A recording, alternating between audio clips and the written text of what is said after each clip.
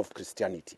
Christianity now is really being attacked like the Roman Empire time. All this land you see here, the church has bought for cruelty on children. Which child is here? So really, the offenses being investigated are hot air. They have been created so that pastor, all the followers run away.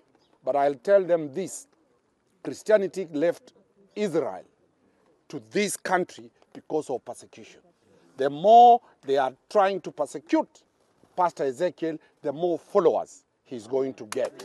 We believe that pastor should be released on Tuesday, because tomorrow is a holiday, but we shall be in court to defend his rights and the rights as provided for in Article 32 of the Constitution that talks about the freedom of religion, and it should not be mixed at all.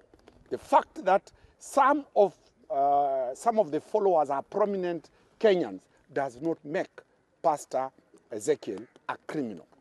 Let us not criminalize success and blessings that have come through prayer and hard work and honesty and the integrity of the pastor. The growth of this church to where it is, and honesty and the integrity of the pastor. The growth of this church to where it is a clear manifestation that morals, integrity are the core to this church. Kwa hivyo unavyoangalia shule iko pale ya kiinternationali inapambana na zile shule maarufu za Nairobi International Schools, ni shule maarufu.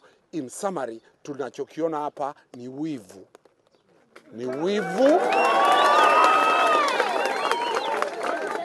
Ni wivu